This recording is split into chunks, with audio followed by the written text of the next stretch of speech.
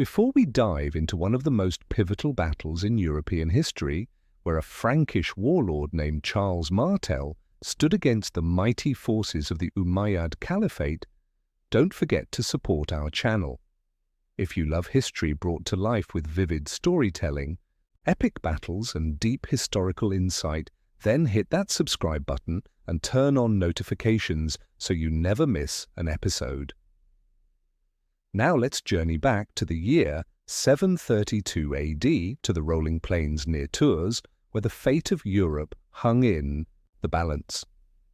In the year 732 AD, in a quiet land between the cities of Tours and Poitiers, a fateful battle unfolded.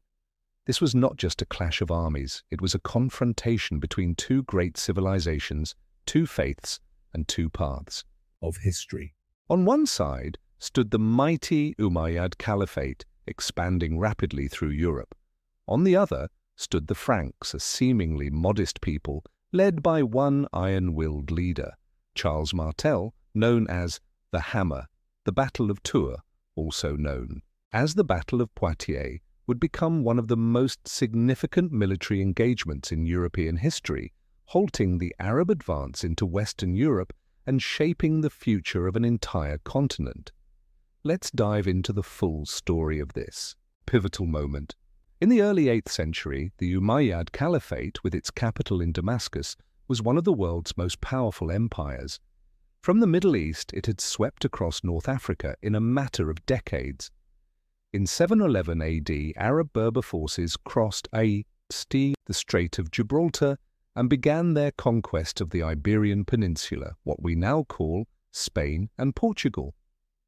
Within 20 years, they had defeated the Visigothic kingdoms and established Islamic rule across much of the peninsula. A rich Islamic culture began to flourish in cities like Córdoba and Toledo, but their ambition didn't stop there. The Muslim forces pushed northward, crossing the Pyrenees into the lands of the Franks, descendants of Germanic tribes who once filled the power vacuum left by the fallen Western Roman Empire.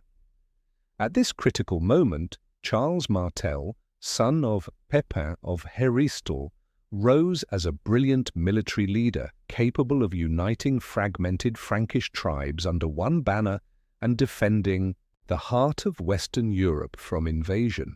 Charles Martel, whose name means the Hammer, was a man of strength and relentless will. Born in 688 as the illegitimate son of Pepin of Héristal, Charles overcame adversity to become the de facto ruler of the Frankish realm. He understood that to defend the Frankish lands he had to restructure and modernize the army. Charles built a more disciplined military force and introduced heavy cavalry, an innovation that would prove critical in later centuries. His strategy emphasized firm defense and calculated counterattacks, making him a formidable general. More than just a military commander, Charles saw himself as a protector of the Christian faith, a mantle that added symbolic weight to the coming battle. On the other side stood the Umayyad Caliphate, commanded by General Abdul Rahman al-Ghafiqi, an experienced and ambitious leader. His army, battle-hardened after years of conquest in Iberia, marched north to extend the Caliphate's influence and spread Islam deeper into Europe. Abdul Rahman had already led successful campaigns in the region and viewed this next engagement as a stepping stone toward further domination of the continent. The confrontation between Charles Martel and Abdul Rahman wasn't just a military encounter. It was a collision between worldviews, between East and West, between Islam and Christianity. The decisive battle took place in October 732, somewhere near the city of Tours. The location offered rolling plains and forested areas, terrain that Charles Martel would use to his advantage. Estimates suggest Charles Martel had around 15,000–30,000 soldiers, largely composed of infantry supported by heavy cavalry. The Umayyad army may have numbered between 20,000 and 40,000, featuring seasoned infantry and light cavalry. The Muslim forces launched aggressive attacks aiming to break the Frankish lines, but Charles had arranged his men in a tightly packed, defensive formation, using the natural terrain to neutralize the enemy's mobility. Day after day, the Franks withstood repeated charges. Their resilience began to wear down the morale of the Umayyad troops. At a critical moment, Charles ordered a heavy cavalry counterattack. The impact was devastating. The Umayyad lines were thrown into disarray. During the chaos, General Abdul Rahman was killed, likely by Frankish warriors, triggering panic and confusion among his troops. Without a commander, the Umayyad army began to retreat. The Franks, though exhausted, held their ground. When the sun rose the next day, the battlefield was empty. The Arabs had withdrawn. The battle was won, not with overwhelming numbers, but with determination, discipline, and leadership. Charles Martel's victory at Tours solidified his control over the Frankish territories.